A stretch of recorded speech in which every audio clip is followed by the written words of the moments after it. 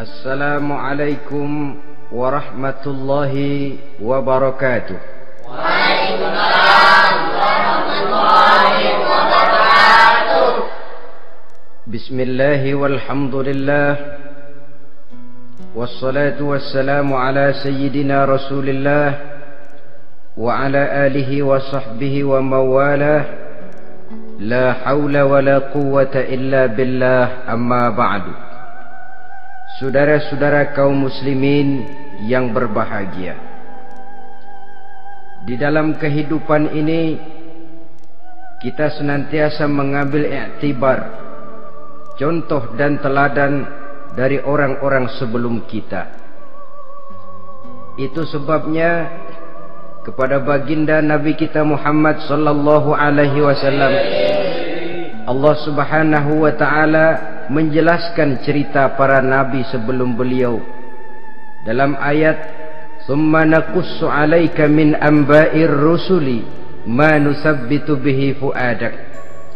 Demikianlah kami ceritakan kepadamu wahai Muhammad sebagian dari kisah para rasul-rasul sebelum kamu, yang dengan itu akan memperkuat hatimu, meneguhkan keyakinanmu dan memantapkan pendirianmu.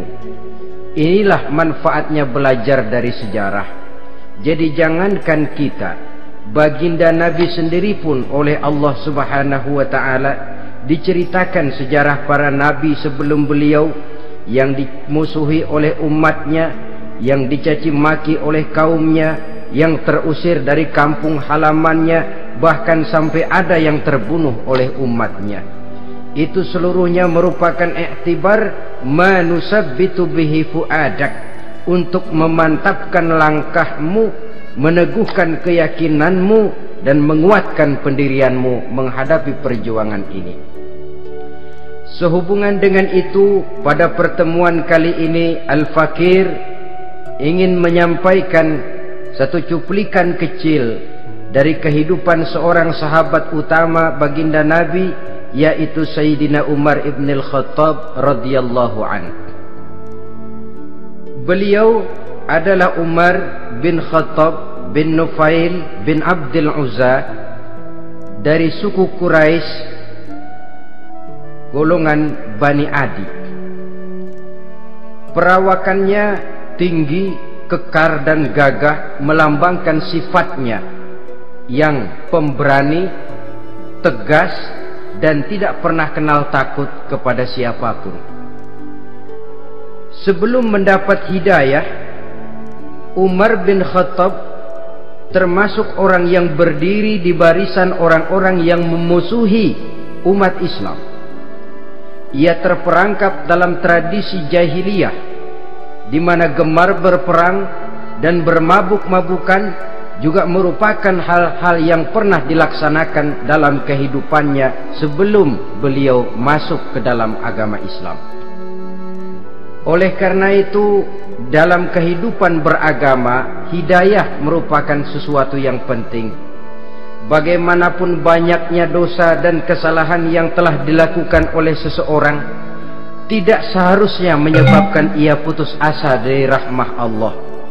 Sebaliknya, bagaimanapun banyak kebajikan dan kebaikan yang sudah dikerjakannya, tidak perlu membuat dia besar hati, puas, bangga, apalagi menjadi lalai karenanya.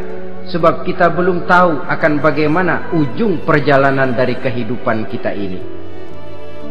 Saudara-saudara, kisahnya pun masuk Islam merupakan peristiwa yang menarik.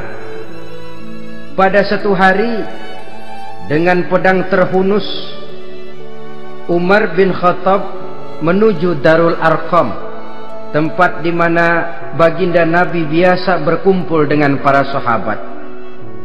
Melihat mukanya yang beringas, matanya yang nanar, orang sudah menyangka dan mengerti ini tentu akan terjadi pembunuhan.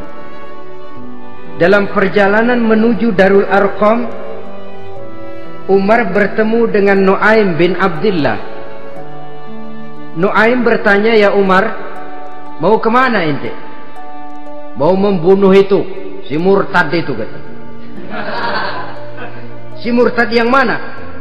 Yang mana lagi? Itu yang memecah belah kita, yang menghina berhala-berhala kita, yang menjelek-jelekkan nenek moyang dan keturunan kita.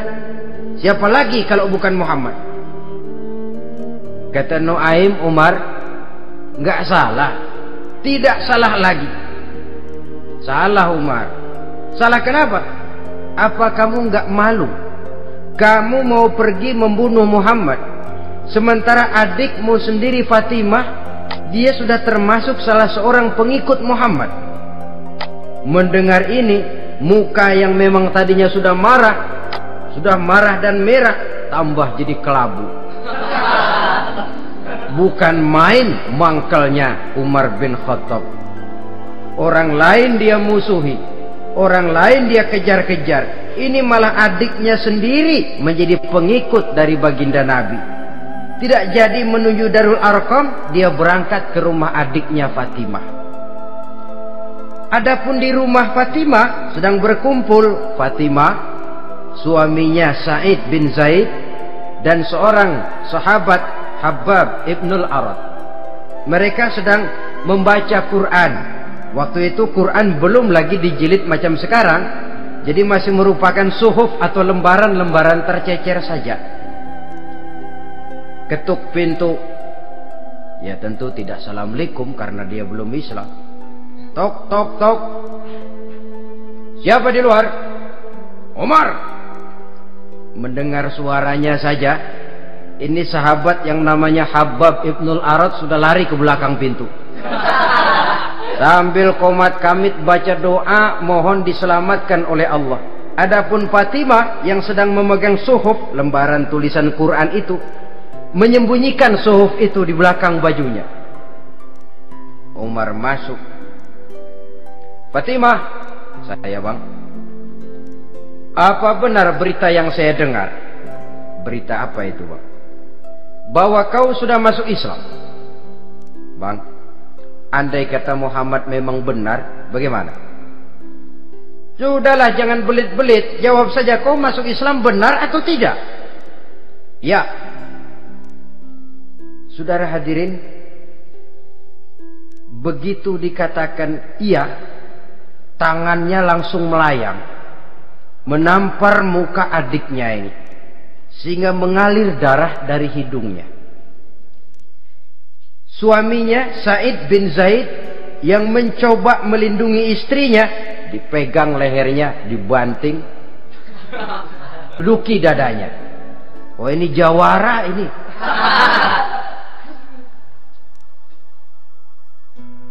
Namun pada saat sedemikian, suara kebenaran terpantul dari mulut Fatimah, adik dari Umar bin Khattab ini. Umar, apakah engkau memukul orang yang bersaksi bahwa tidak ada Tuhan melainkan Allah dan Muhammad Rasulullah? Apakah engkau menganiaya seseorang yang terpanggil untuk mengikuti kebenaran? Manusia macam apa engkau, Umar?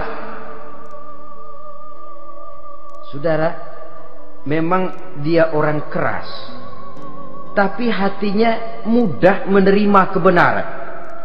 Sehingga mendengar kalimat adiknya ini tercenung dia sejenak, melongo, bengong kata anak sekarang.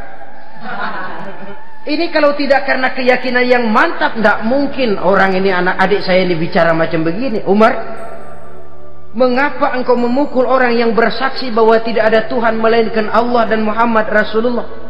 Mengapa engkau pukul orang yang mengikuti kebenaran, menerima hidayah dari Allah? Begitu yakin dan mantapnya, walaupun di tengah satu hal yang sangat menakutkan. Siapa yang tidak takut orang Quraisy berhadapan dengan Umar bin Khattab yang dikenal sebagai singa padang pasir pada waktu itu? Malahan dia termasuk salah seorang jagoan di tradisi masyarakat jahiliyah itu. Ada satu pasar yang namanya pasar Ukaz. Tiap tahun di pasar itu diadakan pesta. Pertama pertandingan syair. Jadi penyair waktu itu jadi kebanggaan. Syair-syair yang menang itu digantung di dinding Ka'bah. Jadi setiap suku akan bangga kalau mempunyai ahli syair yang hebat. Nah, lalu diadakan juga lah perlombaan balap kuda, memanah, termasuk gulat. Lah Umar ini tiap kali pertarungan mesti menang. Belum pernah ada yang berhasil mengalahkan dia. Jawara. Saudara-saudara, mendengar adiknya begitu mantap hatinya, apalagi ketika adiknya berkata begitu, suhuf, lembaran yang disembunyikan di belakang bajunya tersembul. Apa yang kau sembunyikan di balik bajumu itu? Suhuf. Apa suhuf itu? Lembaran Al-Quran. Coba saya lihat. Enggak boleh. Kenapa? Kamu kotor. Orang kotor tidak boleh megang Quran. Saya mau lihat. Enggak boleh. Kalau kamu mau lihat, mandi dulu. Diturutinya permintaan adiknya itu. Lalu diambilnya suhuf tadi. Dia baca. Kebetulan ayat yang dibacanya ayat pertama dari surah Toha yang berlanjut dengan ayat 14 pada surah yang sama. Dia baca, Bismillahirrahmanirrahim. Toha ma anzalna ilaikal Qur'ana litashqa illa tazkiratan liman yakhsha. Toha, tidaklah aku turunkan Al-Quran ini untuk bikin sukar manusia, melainkan merupakan pengingat bagi orang-orang yang takut kepada Allah. Lalu pada ayat ke-14, Innani anallahu la ilaha illa ana fa'budni. Sesungguhnya akulah Allah, tidak ada Tuhan melainkan aku, maka hendaknya hanya kepadakulah kamu menyembah. Wa aqimis sholata li dzikri, dirikanlah salat untuk mengingat aku. Inna sa'ata atiyatun akadu ukhfiha litujza kullu nafsin ma tas'a. Sesungguhnya kiamat itu pasti akan datang, yang sengaja waktunya kami tidak beritahukan kepada kamu semua, untuk kami balas setiap orang tentang apa saja yang telah mereka lakukan dalam kehidupan di dunia ini. Setelah membaca ayat ini, gemetar tangannya. Ah, ini sih nggak main-main ini. Ini belum pernah saya baca ajaran semacam ini. Tidak patut orang yang mempunyai kitab suci semacam ini dimusuhi. Ini sesuatu yang benar. Tergetar jiwanya. Hei Fatimah, Muhammad di mana Muhammad? Saya tidak akan memberitahu kepada kamu. Di mana? Saya tidak akan memberitahu. Lebih baik kau bunuh saya kalau memang maksudmu mau mencelakakan Muhammad. Sama sekali saya tidak akan mencelakakan dia, Fatimah. Kasih tahu saja, di mana dia? Darul Arqam. Bergegas dia menuju Darul Arqam. Di dalam Nabi memang sedang kumpul dengan para sahabat. Termasuk ada Sayyidina Hamzah yang juga terkenal jawara juga. Ketuk pintu. Ketuk pintu. Siapa di luar? Umar. Di dalam ini geger sebagian sahabat. Umar datang ini pasti bencana. Umar datang, wah, kalau istilah kampung, kerok dan urusan.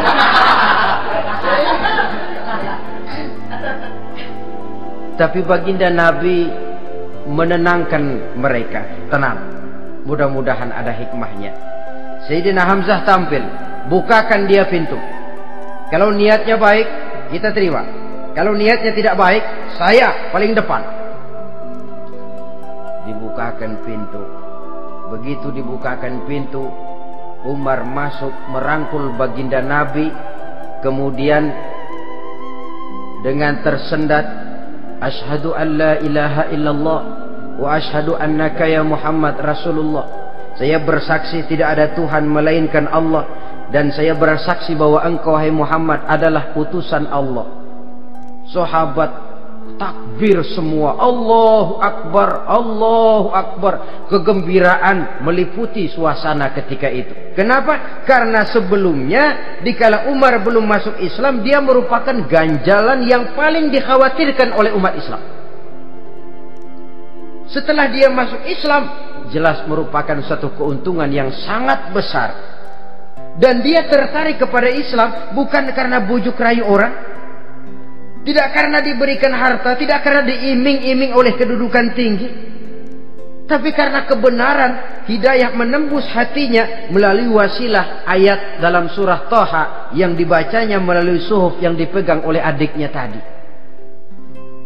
Sejak saat itu berubah 180 derajat Umar bin Khattab radhiyallahu anhu. Tetapi tetap dengan sifatnya keras, tegas, dan tidak pernah kenal takut kepada siapapun. Cuma kalau sebelum Islam dia kerasnya kepada Islam, setelah dia masuk Islam muter arah kepada siapapun yang memusuhi Islam, dia bersikap keras, tegas, dan tidak pernah kenal takut.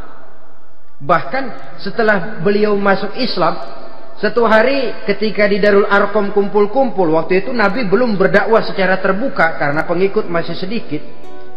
Sayyidina Umar usul, "Ya Rasul, ada apa Umar? Alasna 'alal haq fi mamatina wa mahyana?" Ya Rasul, bukankah kita ini berdiri di atas sesuatu yang benar? Bukankah mati kita, hidup kita untuk melaksanakan sesuatu yang benar? Bala ya Umar, betul Umar. Wallazi nafsi biyadihi innakum la'alal haq in muttum wa in hiyitum. Demi Allah Umar, kata Nabi, sesungguhnya kamu dan kita semua berdiri di atas kebenaran, hidup ataupun mati. Setelah mendapat jawaban begini, Umar masuk kepada tujuan pembicaraannya. Izan ya Rasul, fa fimal ihtifa. Kalau memang begitu ya Rasul, kalau memang kita yakin kita berdiri di atas kebenaran, kita hidup karena kebenaran, kita mati pun memperjuangkan kebenaran, fa fimal ihtifa. Kenapa mesti ngumpet-ngumpet? Kenapa harus sembunyi-sembunyi? Wallazi ba'asaka bil haqq, demi Allah ya Rasul, la takhrujanna wa la nakhrujanna ma'ak. Tuhan harus keluar menyampaikan Islam ini secara terbuka, dan kami akan mendampingi Tuhan dengan segenap jiwa dan raga. Sekali masuk Islam gak tanggung-tanggung. Yang kayak begini ini yang kita perlukan sekarang ini. Begitu masuk Islam gak tanggung, seluruhnya jiwa dan raganya masuk Islam. Beliau yang pertama kali mengajukan ide, kenapa harus dakwah sembunyi ya Rasul? Wong kita berdiri di atas kebenaran, memperjuangkan sesuatu yang hak. Kalau kita mati, kita pun mati membela kebenaran. Kenapa mesti fafimal ikhtifa? Kenapa harus sembunyi-sembunyi? Mulai sekarang mari keluar ya Rasul, saya akan dampingi Tuhan, nyawa taruhannya. Saudara hadirin yang saya hormati, selalu dia tempat-tempat yang pernah dia melaksanakan maksiat sebelum dia Islam, selalu dia kunjungi sampai dia berkata, tidak ada tempat yang pernah saya melakukan kesalahan sebelum saya Islam yang harus saya tutupi dengan kebajikan setelah saya Islam sekarang ini. Bahkan ada satu riwayat menjelaskan beliau itu yang tinggi badannya, kekar perawakannya, gemetar orang ngadepin dia. Tapi beliau sendiri sangat mudah gemetar kalau sudah mendengar ayat-ayat Allah. Sehingga ada satu riwayat menjelaskan Sayyidina Umar itu setelah masuk Islam, kalau sholat kadang-kadang bila menoleh ke kanan beliau senyum, bila menoleh ke kiri beliau menangis berurai air mata. Ada orang bertanya, ya Umar, kenapa menengok ke kanan kau senyum, ke kiri kau menangis? Itulah kalau saya ingat jahilnya saya sebelum Islam. Adapun bila saya menoleh ke arah sebelah kanan saya tersenyum, teringat betapa dulu saya membuat berhala dari korma. Saya tumpuk-tumpuk, saya susun begitu.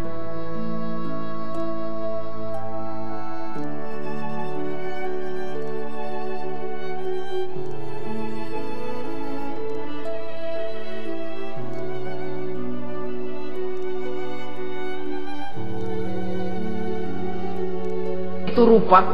Setelah saya sembah, saya makan itu korma. Gagah betul saya waktu itu, sampai Tuhan pun saya makan. Adapun kalau saya menoleh ke kiri, teringat putri kesayangan saya yang terbawa oleh tradisi jahiliyah, takut menanggung aib, merasa malu mempunyai anak perempuan, sampai dia terkubur hidup-hidup. Berurai air mata saya mengingat semua itu. Padahal Nabi sudah memberikan jaminan. Sebab saudara, jangan lupa, orang kafir masuk Islam, dalam Islam itu dihitung dari bayi lagi, dari nol. Itulah untungnya. Jadi misalnya sudah 60 tahun, dari kecil sampai 60 tahun kafir, umur 61 masuk Islam.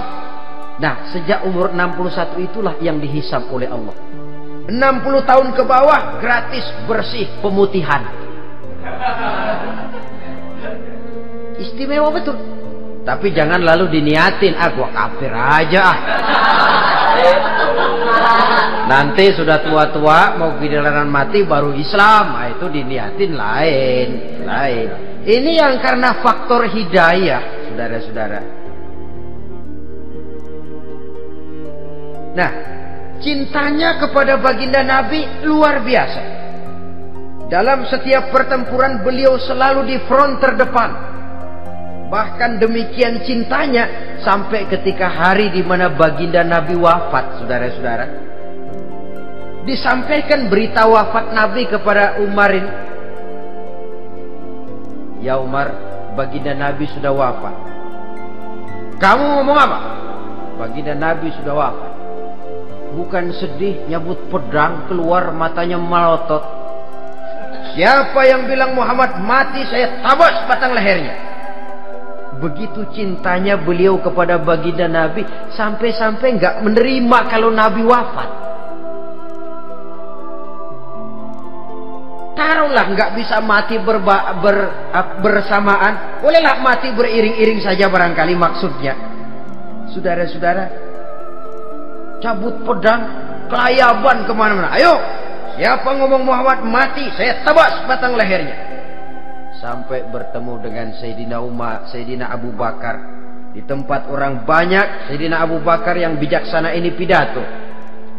Ayuhan nas, man kana ya'budu Muhammadan, fa inna Muhammadan qad mata. Wa man kana ya'budu Allah, fa inna Allah hayyun la yamut. Wahai manusia, barang siapa yang menyembah Muhammad, maka Muhammad sudah mati. Tetapi barang siapa yang menyembah Allah, Allah akan hidup selamanya dan tidak akan pernah mati. Mendengar pidato ini, Sayyidina Umar sadar bahwa sebenarnya yang tidak bisa mati itu cuma Allah. Bagaimanapun agungnya baginda Nabi, besarnya baginda Nabi, tinggi akhlak budi pekertinya Nabi, cintanya beliau kepada Nabi, toh Nabi manusia dan manusia harus mati. Kemudian dibacakan surah Ali Imran ayat 144. Wa ma Muhammadun illa rasul qad khalat min qablihi rusul afa immata aw qutilan qalabtum ala aqabikum. Muhammad tidak lain daripada manusia, telah datang kepadanya rasul. Apakah jika ia mati engkau kembali menjadi murtad atau mundur ke belakang? Mendengar ayat ini dibacakan, Sayyidina Umar sadar, berurai air matanya, menangis dalam kesedihannya. Ini cintanya yang demikian tinggi kepada baginda Rasulullah sallallahu alaihi wasallam. Begitulah seluruh kesalahan yang dia lakukan pada saat sebelum dia masuk Islam, berusaha dia tutupi dan dia tebus dengan segala kebaikan, pengabdian, perbuatan soleh setelah dia masuk Islam. Sehingga diajarkan oleh baginda Nabi, ittaqillaha haitsu ma kunta wa atbi'i sayyi'atal hasanata tamhuha wa khaliqin nasa bi khuluqin hasanin. Bertakwalah kamu kepada Allah, kata Nabi, dimanapun saja kamu berada. Jadi takwa tidak kenal tempat. Dimanapun saja kamu berada, bertakwalah kepada Allah. Di rumah takwa, di pasar takwa, di kantor takwa, di tengah orang banyak takwa, pada waktu sendirian takwa. Ittaqillaha haitsu ma kunta. Bertakwalah kau kepada Allah dimanapun saja kamu berada. Jangan takwa pakai tempat. Di masjid takwa, di kantor nyolong. Itu tidak haitsu makunta. Yang diajarkan oleh Nabi, dimanapun kamu berada, bertakwalah kepada Allah. Wa atbi'i sayyi'atal hasanah tamhuha, dan iringi perbuatanmu yang salah dengan kebaikan. Jadi kalau satu saat terselip kita berbuat salah, cepat iringi dengan kebaikan, tamhuha, dengan harapan kebaikan yang kita kerjakan akan menutupi dosa yang terselip kita lakukan. Ngomongin orang, astagfirullahaladzim, banyak istighfar. Istighfarnya mudah-mudahan bisa nutupin dosa karena ngomongin orang. Tapi jangan lalu tambah sulap. Ngomongin orang istighfar, terus ngomongin lagi istighfar lagi. Itu tentu tidak bisa dengan cara begitu. Barangkali terselip pernah mengambil harta orang tanpa alasan yang hak, imbangi dengan rajin sedekah misalnya. Barangkali pernah menyakiti hati orang, imbangi dengan perbuatan yang bisa menyenangkan hati orang lain. Itu namanya mengiringi perbuatan yang bersifat salah dengan kebajikan. Ini yang dilakukan oleh Sayyidina Umar. Setiap pelosok hampir dia datangi, tempat-tempat di mana dia pernah melakukan kesalahan sebelum Islam, di sana dia tegakkan kebajikan dan kebaikan. Kegagahannya, keperkasaannya, keberaniannya sepenuhnya bulat-bulat sudah diwakafkan untuk kepentingan Islam. Saudara hadirin yang saya hormati, diperlukan orang-orang yang punya keberanian macam Sayyidina Umar. Berani karena panggilan hidayah, bukan berani babi. Babi berani juga babi, cuman nyeruduk. Artinya berani yang tanpa pertimbangan. Berani yang tanpa pertimbangan pada akhirnya akan menyulitkan kita sendiri. Beliau gagah, beliau berani, beliau punya kekuatan, beliau punya wewenang, dan itu dimanfaatkannya untuk menjadi backing baginda Nabi kita Muhammad sallallahu alaihi wasallam. La takhrujanna wa la nakhrujanna ma'ak ya Rasul. Ya Rasul, keluar, sampaikan dakwah secara terbuka. Saya akan mendampingi Tuhan. Jika ada yang ganggu Tuhan, saya paling depan. Backing yang mendampingi Rasul untuk menyampaikan risalah Islamiyah ini. Saudara hadirin yang saya hormati, wa khaliqin nasa bi khuluqin hasanin, kata Nabi. Dan pergaulilah manusia dengan akhlak yang baik, karena dengan ini kau bisa mengambil hati orang. Dalam hadis lain katakan, innakum la tas'una an-nasa bi amwalikum walakin yas'uhum minkum bastul wajhi wa husnul khuluq. Kamu tidak akan bisa menyenangkan orang banyak dengan hartamu, tapi kamu bisa ambil hati mereka dengan budi pekerti yang luhur dan muka yang manis. Dengan harta belum tentu kita bisa menyenangkan semua orang, tapi budi pekerti yang luhur, muka yang manis, itu yang akan bisa membuat kau menyenangkan orang banyak.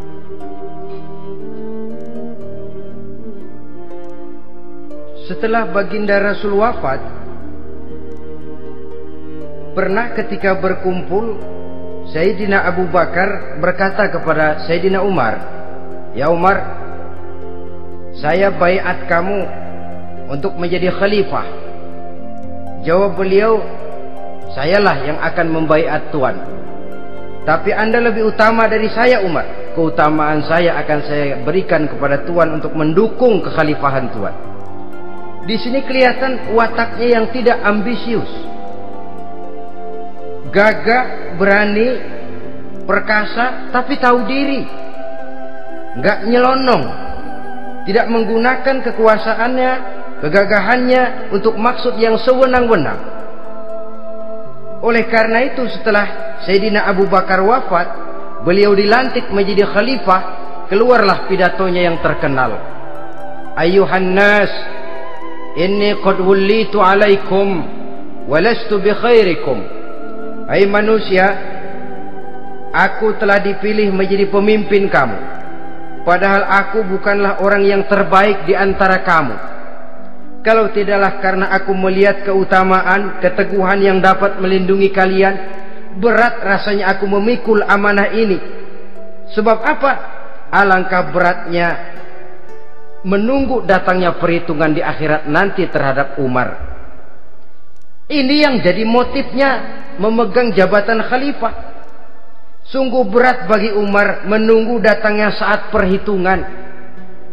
Sehingga seolah-olah kalau bisalah jadi Umar bin Khattab saja, jangan jadi khalifah kalau bisa. Tapi moya umat sudah kadang memilih. Sehingga benar kalau dalam satu hadis Nabi pernah mengajarkan jangan memberikan satu jabatan kepada orang yang memintanya. Sebab orang kalau sudah minta jabatan, apalagi pakai jilat-jilat, pakai upeti-upeti, tentu ada tendensinya. Ada batu di balik udang. Kalau udang di balik batu kan mungkin nggak kelihatan, tapi kalau batu di balik udang kelihatan betul itu. Ada maunya, ambisinya. Jangan memberikan satu jabatan kepada orang yang memintanya. Seakan di batinnya Sayyidina Umar menyesali. Kenapa Umar nggak jadi Umar saja, kok mau jadi khalifah gitu.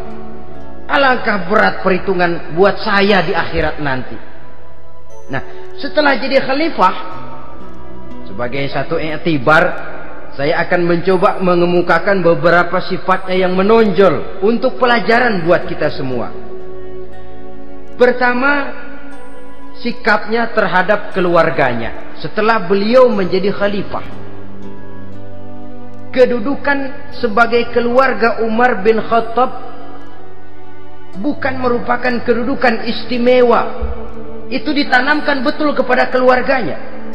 Jangan karena bapakmu khalifah, lalu mentang-mentang anak khalifah kau merasa dapat fasilitas, merasa bisa berbuat semau-maumu. Kau harus punya tanggung jawab dan beban moral, memberikan contoh yang lebih baik kepada rakyat. Ini yang ditekankan kepada keluarganya. Kalau beliau mau mengeluarkan undang-undang, undang-undang itu lebih dahulu dibicarakan di tengah keluarganya, kumpul anak-anaknya. Ini akan ada undang-undang begini. Siapa di antara kalian mau mentaati, persilakan. Yang tidak pun persilakan. Tapi saya ingatkan, kalau ada dari keluarga Umar yang melanggar peraturan yang saya keluarkan ini, saya akan menghukumnya 2 kali lipat karena dia keluarga saya. Menghukumnya 2 kali lipat karena dia keluarga saya.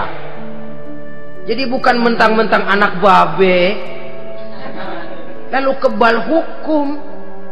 Tidak. Siapa yang diantara kalian melanggar peraturan ini, akan aku kenakan hukuman 2 kali lipat karena dia keluargaku.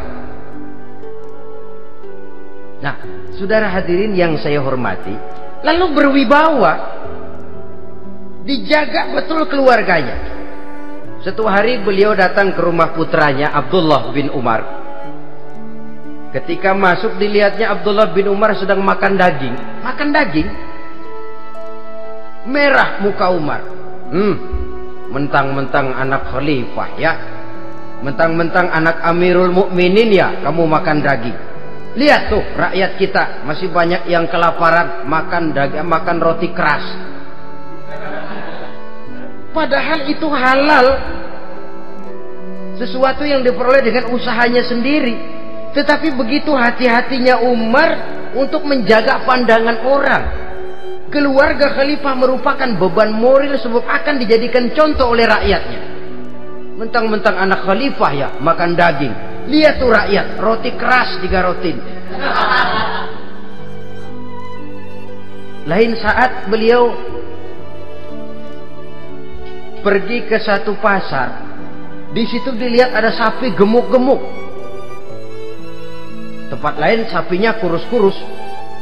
Tanya, ini yang gemuk-gemuk sapi siapa? Sapi Abdullah bin Umar. Sapi anaknya. Panggil Abdullah bin Umar, suruh sini. Datang anaknya. Abdullah bin Umar, bagaimana ceritanya sampai ini? Begini Bapak. Dahulu itu dengan uang saya beli sapi kurus-kurus. Lalu saya rawat. saya berikan upah orang untuk merawat sapi-sapi itu. Sampai sekarang dia menjadi gemuk. Akan saya jual dan keuntungannya tentu sesuatu yang halal. Subhanallah, kata Umar. Kau ini anak Amirul Mukminin. Jual sapimu, ambil modalnya, untungnya, masukkan baitul mal untuk urus kepentingan orang Islam. Dia nggak mau anaknya terlibat bisnis, ndompleng kekuasaan ayahnya. Karena mentang-mentang anak khalifah lalu segala macam bisnis lancar. Orang takut karena apa? Anak babe. Ada lagi. Pada waktu pembagian harta ghanimah, putri beliau yang namanya Hafsah, ini adalah istri baginda Nabi, meminta bagian. Kaum kerabat ayah, ini kerabat khalifah, kitalah dulu kerabat. Kalau kau kerabatku, maka jatahmu nanti dari ayahmu. Harta ini masih lebih banyak dibutuhkan oleh orang-orang Islam. Nanti belakangan, kalau ada sisanya. Belakangan kalau ada sisanya. La haula wala quwata illa billah.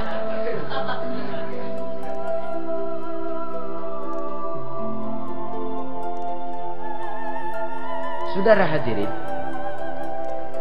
itu terhadap keluarganya. Kemudian apa sifat-sifat yang menonjol dari kepemimpinannya? Pertama, kesederhanaannya. Beliaulah satu-satunya khalifah, Amirul Mukminin, setingkat presiden kalau sekarang, yang punya jubah cuma 2 dan 1 pun punya anaknya. Tambelan lagi. Pernah sholat Jumat terlambat. Beliau naik mimbar untuk khutbah, sebelumnya minta maaf dulu. Saudara-saudara, maaf saya terlambat nungguin baju kering. Seorang khalifah nungguin baju kering. Sederhana dalam kehidupannya. Mari kita ambil satu cerita lagi. Pada waktu beliau jadi khalifah, yang diangkat jadi gubernur di Mesir adalah Amr bin As. Amr bin As hidupnya lebih mirip kaisar. Istananya besar, pakaiannya bagus-bagus. Nah, yang paling mengganggu pikiran Amr bin As, di sebelah istananya ini ada gubuk reot, kepunyaan orang Yahudi lagi. Ah, ini nggak pantas bener, masa di samping istana gubernur ada gubuk reot. Orang Yahudi lagi yang punya. Ini mesti, udah, bikin saja rencana, panggil dinas tata kota, bikin planning. Di sini mau dibangun masjid, proyek negara. Bikin gambarnya, susun anggarannya, tender. Saudara-saudara, si Yahudi yang punya gubuk reot dipanggil. Yahudi, ada apa, Pak? Kamu tahu nggak? Enggak. Iya, memang belum saya kasih tahu.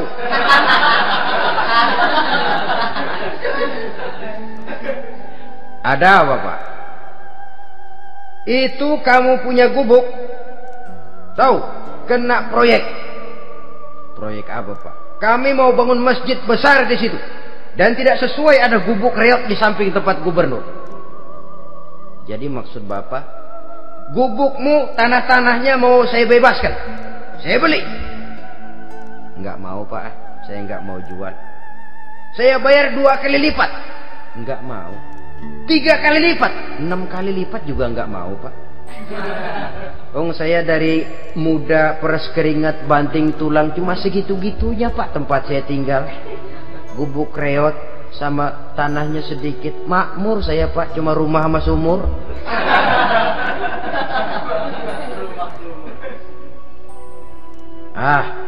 Ini Yahudi kelewatan juga. Akhirnya turun perintah, sudah, kalau dia nggak mau dibebaskan, gusur saja, tarik, ambil bulldozer. Gusur. Yahudi ini berurai air matanya. Aduh, begini. jadi rakyat kecil. Udah jatuh ketiban ember lagi.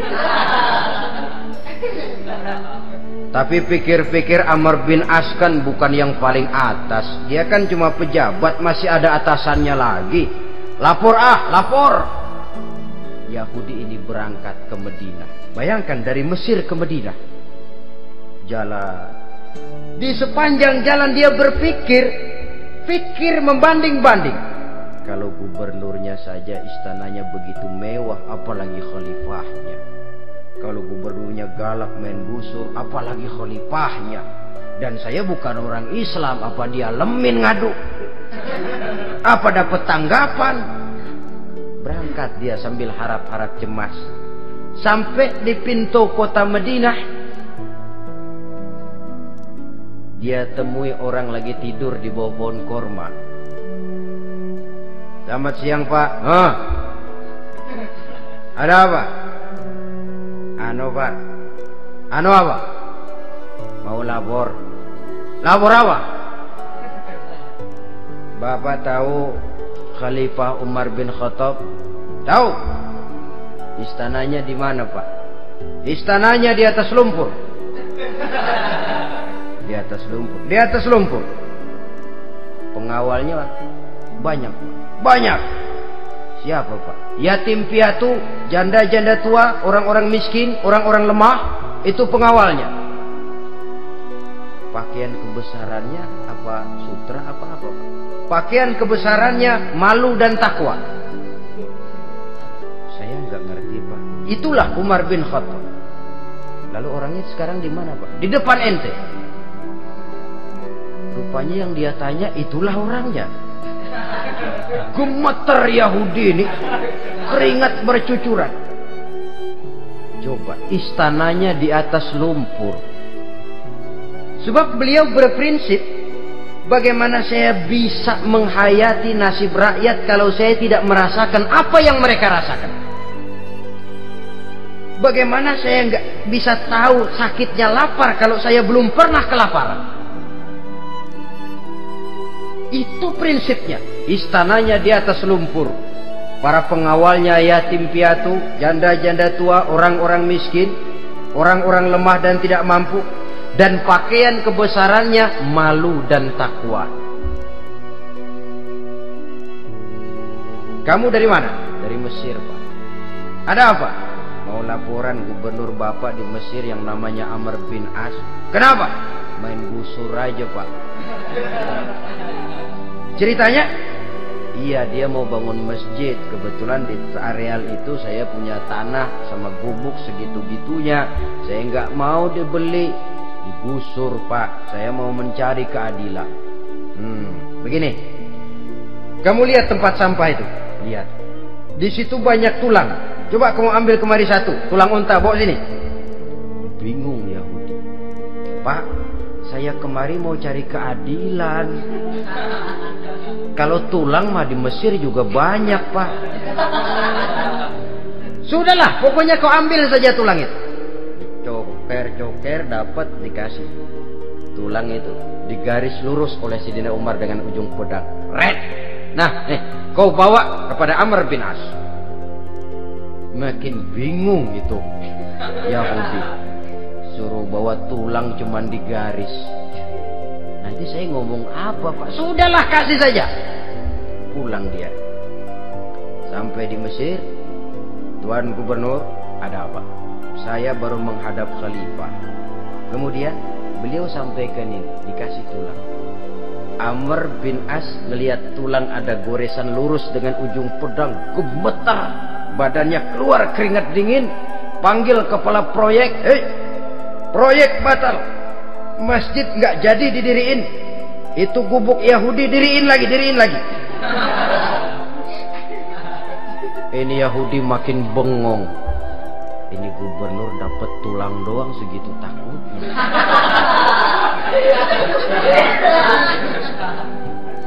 Ada apa sebenarnya, Tuan Gubernur? Kamu tahu? Ini nasihat pahit buat saya dari Amirul Mukminin Umar bin Khattab. Seolah-olah beliau bilang, "Hai Amr bin As, jangan mentang-mentang sedang berkuasa ya. pada satu saat kau akan jadi tulang-tulang kayak begini.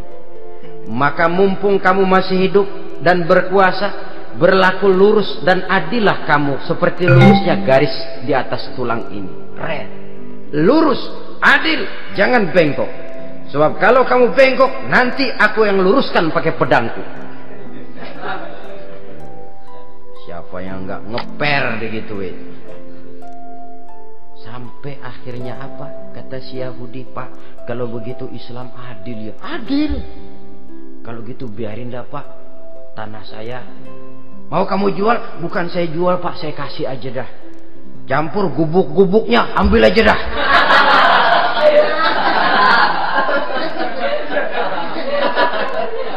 Masuk Islam si Yahudi ini oleh karena keadilan dari Umar bin Khattab.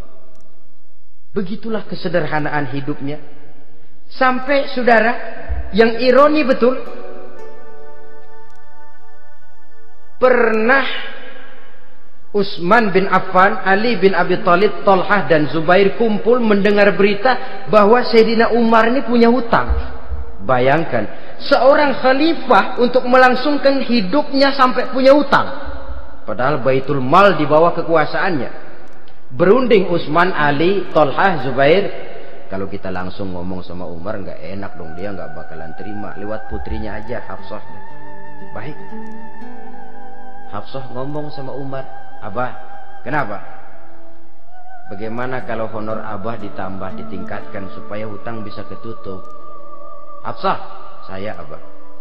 Siapa yang nyuruh kamu ngomong begitu? Enggak ada. Ada. Saya tahu ada ini. Kalau nggak ada, kamu nggak mungkin ngomong begitu. Tapi orangnya kalau saya tuntut, mereka mungkin nggak mau. Sekarang saya mau tanya Hafsah, kau kan istri Rasul, betul? Nah, saya mau tanya, suamimu makanannya apa? Daging? Bukan. Roti. Tempat tidurnya kasur empuk? Bukan. Kain kasar yang kalau musim panas kami bentangkan, kalau musim dingin separuh buat tidur, separuh buat selimut. Pakaian yang dibelikan untukmu berapa banyaknya? Cuma 2. Nah, itu guru saya, orang yang paling saya cintai, dan itu yang saya ikuti. Bahkan setelah beliau wafat, Sayyidina Umar ini hutangnya ditanggungkan kepada anaknya Abdullah bin Umar, dan itu pun dilunasi dengan menjual rumahnya, sehingga rumahnya itu disebut Darul Qadha, rumah bayar hutang. Begitu kesederhanaannya. Jadi nggak pakai aji mumpung jadi khalifah lalu kayak ikan gurita, tangan yang mana aja megang. Itu kan mental monyet. Monyet itu kan begitu, tangan megang kiri kanan, mulut ngawal, kaki megang, temennya dikasih masih ngerampas juga. Monyet rakus betul itu. Itu kesederhanaannya. Kenapa kesederhanaan ini timbul? Karena sikap zuhudnya. Zuhud itu tarkud dunia li ajlil akhirah. Orang yang mengambil dunia hanya yang diperlukan dengan lebih mengutamakan kehidupan akhirat. Watak zuhudnya yang sangat menonjol. Dialah pahlawan yang paling berani di medan perang. Dialah imam yang paling khusyuk di masjid. Dan tidak jarang kalau sholat sendiri, begitu membaca ayat yang menceritakan neraka, nangis berurai air matanya. Saudara hadirin ma'asyiral muslimin rahimakumullah. Jadi kesederhanaan dan kezuhudan ini bukan lewat teori disampaikan oleh Umar, bukan lewat penataran seluruh aparat, tidak, lewat contoh konkret. Inilah saya, contoh sederhana dan zuhud. Bagaimana saya akan bisa merasakan penderitaan kalau saya sendiri tidak pernah menderita? Bagaimana saya akan tahu sakitnya lapar kalau saya belum pernah kelaparan? Maka tanpa penataran, tanpa upgrading segala macam, berhasil karena prinsip keteladanan. Beliau jadi contoh utama. Dan sumber utamanya tentu tidak lain karena contoh dari baginda Nabi besar Muhammad sallallahu alaihi wasallam. 2, sederhana. Yang kedua, zuhud. Yang ketiga, sifat yang menonjol dari kekhalifahannya adalah adil. Kalau sudah bicara soal hukum, dia tidak pernah kenal kompromi. Adalah seorang pemuka Nasrani masuk Islam, namanya Jabalah bin Aiham. Ketika dia bikin haji, kain ihramnya keinjak orang Arab yang hitam, Badui. Jengkel, dia merasa bekas tokoh, enak aja nih orang udah jelek nginjak lagi. Ditempeleng orang tadi. Orang ini lapor kepada Umar. Panggil Jabalah bin Aiham. Panggil. Kau ditampar? Betul Khalifah. Tampar dia. Tampar lagi. Dipukul orang itu di depan Sayyidina Umar. Jadi tidak karena kau ini bekas kepala suku, kau ini bekas orang terhormat, lalu ada kebijaksanaan yang tidak bijaksana. Kebijaksanaan yang akhirnya jadi tidak bijaksana. Dan itu memang sudah dimulai dengan memblokir keluarganya. Tidak satu keluarganya pun yang boleh mempunyai perasaan bahwa menjadi keluarga khalifah merupakan fasilitas dan keuntungan. Kau jangan makan di atas punggungku. Kau jangan menikmati fasilitas di atas keringatku. Dan tidak ada keinginan mewariskan jabatan khalifah kepada anak-anaknya. Pernah beliau musyawarah, saya bingung, kenapa khalifah?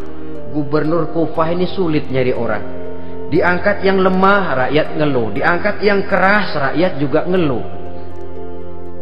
Ada calon khalifah. Kalau ini mah nggak salah lagi nih buat gubernur Kufah. Siapa? Abdullah bin Umar, anak beliau sendiri. Melotot matanya. Jangan macam-macam kau. Cukup satu orang Umar memegang jabatan ini. Kalau berhasil, kami keluarga Umar sudah merasakannya. Kalau gagal, cukup kegagalan seorang Umar. Tidak berusaha mengorbitkan anaknya, wah anak babeh diangkat jadi ano. Tidak, malah diblokir, cari yang lain. Tapi Abdullah bin Umar cukup syarat ya khalifah. Dia orang bertakwa dan soleh. Yang takwa dan soleh bukan cuma anak Umar, anak orang lain juga banyak yang takwa dan soleh. Itu prinsipnya. Sehingga ketegasannya ini membuat orang jadi sungkan. Dan tidak seorang pun berani kirim-kirim upeti hadiah. Pernah itu ada pejabat dari Azerbaijan kirim makanan, kue, mending apa? Kue. Gitu dicicipi enak. Enak juga ya kue ini. Enak khalifah. Ini di sana apa makan rakyat biasa? Bukan, ini makanan orang-orang VIP. Nah, dibungkus lagi itu kue. Dibungkus. Ontamu mana? Di luar. Ambil, bawa pulang, serahkan lagi kepada gubernur di sana, kasih tahu salam dari Umar bin Khattab. Kenyangkan dulu rakyat dengan makanan seperti ini. Kita belakangan. Jadi kalau rakyat lapar, saya orang pertama yang akan merasakan kelaparan. Tapi kalau rakyat makmur, biarlah saya menjadi orang terakhir yang kenyang. Kan bagus prinsip itu. Jikalau rakyat kelaparan, saya akan jadi orang pertama yang merasakan lapar. Tapi kalau rakyat makmur, biar saya jadi orang terakhir yang kenyang. Jangan dibalik. Pada saat rakyat kelaparan, dia kekenyangan. Dan selanjutnya, sikap keadilannya ini, saudara-saudara, menyebabkan hukum lalu jadi berwibawa. Pernah beliau jalan-jalan di lorong kota Madinah, di tempat yang namanya Harah bersama Aslam. Ada ibu-ibu, anaknya nangis, lapar mah, sabar dikit lagi matang katanya. Emang tuh ibu lagi ngerebus, bunyi air ngegulak, luguk. Umar lihati dari jauh, belum juga matang. Nih anak dari nangis lapar sampai capek nangis sampai tidur. Anak tidur, Umar samperin, Bu, emang masak apa sih kok nggak bisa matang? Saya nggak masak apa-apa tuan. Itu pating kerubuk apa? Ketika dibuka ya cuma air saja. Subhanallah, ibu sudah ngebohongi anak ibu sendiri. Habis harus bagaimana tuan? Saya sudah nggak punya makanan untuk dimasak. Sementara perut nggak kenal kompromi. Jalan satu-satunya ya terpaksa anak saya bohongi. Saya bilang sebentar lagi matang sampai dia tidur sekarang ini. Memangnya Khalifah Umar gimana sih ngurusi rakyat? Subhanallah, dia orang zalim. Dia yang memegang urusan kami, tapi dia nggak tahu nasib saya. Anak kelaparan, keluarga terlantar. Oh begitu. Iya, zalim betul Umar bin Khattab itu. Kalau begitu ibu tunggu sebentar. Dia pulang bersama Aslam menuju Baitul Mal. Dia ambil tepung 1 karung, dipikul sendiri. Dipikul sendiri. Kata Aslam, ya Khalifah biar saya yang bawa. Jangan. Kenapa Khalifah? Apa kau kira kau sanggup mikul dosa saya di akhirat nanti? Biar saya yang mikul sendiri. Dia bawa tempat ibu-ibu. Dia masakin sendiri. Nah, sudah matang, persilahkan masak. Makan. Alhamdulillah Tuhan. Tuhan Allah memberkahi Tuhan. Tuhan lebih baik dari Umar bin Khattab yang zalim itu. Memang sebenarnya Tuhan siapa, kata tu ibu? Saya. Iya, saya ya Umar bin Khattab yang ibu bilang zalim itu. Gemetar si ibu. Gemetar si ibu. Tapi memang peka dan menghargai kritik orang. Tidak membungkam setiap orang yang nadanya sumbang atau berbeda. Kadang beliau berkata, saya khawatir karena orang terlalu segan dengan saya, lalu nggak ada yang berani negur kalau saya salah. Kan begitu biasanya. Karena sudah terlalu segan, lalu semuanya orang mau diaminin saja. Asal dibilang nggak benar, marah, jengkel. Lalu disingkirin, maunya diiyain, ingge kulo nuwun. Oke bos. Beliau bilang, saya khawatir kalau tidak ada orang yang mau menegur kesalahan saya jika saya terlanjur nanti. Tahu-tahu muncul orang, demi Allah, saya akan menegur Tuhan dengan pedang saya ini. Cerah mukanya, senyum bibirnya, alhamdulillah, anak muda, saya memerlukan orang macam kau. Yang berani berkata ya terhadap yang benar dan tidak terhadap yang tidak benar, apa dan bagaimanapun resikonya. Di sini kelihatan sikap beliau menghadapi orang yang berbeda pendapat. Keadilan, keberanian dan ketegasan, cepat menerima kebenaran merupakan serentetan dari sifat-sifat utama beliau sejak masuk Islam sampai menjadi khalifah yang kedua. Bahkan dengan jasa beliau, Islam kemudian tersebar menembus dinding Jazirah Arabia, memasuki Bizantium dan Persia, sehingga beliau juga dikenal sebagai periode Al-Futuhat Al-Islamiyah. Nah, saudara-saudara, inilah cuplikan kecil dari kehidupan seorang agung dan besar yang memang sangat terbatas kata-kata untuk melukiskan kebesaran itu. Namun yang secuplik ini mudah-mudahan menjadi sumbangan moral dalam rangka kita memperbaiki diri menuju kehidupan yang lebih baik. Terima kasih banyak atas segala perhatian. Mohon maaf atas segala kekurangan. Usikum wa nafsi bitaqwallah. Wassalamualaikum warahmatullahi wabarakatuh. Waalaikumsalam.